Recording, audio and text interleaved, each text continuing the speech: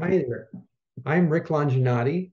I'm one of the backers of Measure O, which is called Our Downtown, Our Future. And when we were designing Measure O, we were trying to take the needs of the whole community in mind. And we think we've come up with a win-win, and I hope you agree with us. The first win I want to talk about is for the farmers market. It offers the farmers market permanence at their current location. This is a beautiful spot with lovely trees. It's got great sunlight from the southern exposure. Uh, the market, if the city's project goes in, market will have to be moved to Front Street, which has 3 times the traffic right now. And after those tall buildings go in there, it'll be much more traffic. It's not a very pedestrian-friendly location. The current location has been successful for the market, and we want to offer the market to be able to continue there. The next one I want to talk about is about the public library. And the library is in a building, was built in 68. This building has many, many years of useful life left in it. We think it should be renovated. That fits with our values in Santa Cruz and not demolished. Uh, Another win that I'm excited about is this measure would amend the general plan to require that affordable housing be developed on city parking lots downtown on the upper floors. And the ground floor could continue to be parking. And here's another win in my book, that we don't build a large parking garage that consultants say that we don't need, including Nelson Nygaard, who's worked on a $100,000 parking study of downtown. And what they said is that downtown can meet its needs for parking into the future with better management.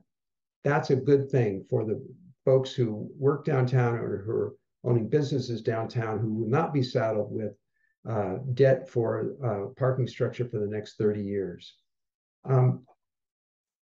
This all sounds great, right? Well, not everybody agrees. There are some people who favor the city project because of the affordable housing component, believing that that affordable housing could get built sooner than the affordable housing called for in our measure.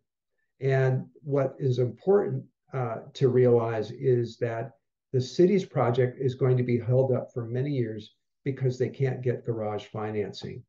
The downtown parking district has been hemorrhaging money for the last several years. Since the pandemic started is when you see that red ink starting.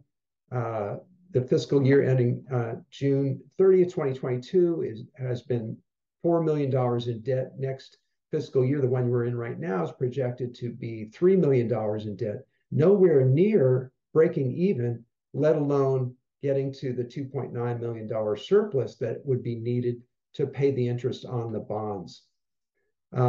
Here's just a kind of an imaginary projection at the rate of recovery from 22 to 23, and then continuing that rate of recovery out.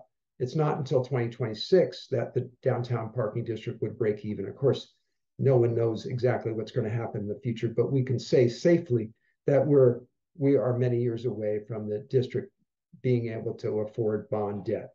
What this means is that if we want affordable housing sooner rather than later, we need to vote for our measure where we don't have to build a parking structure that's going to get in the way of the affordable housing.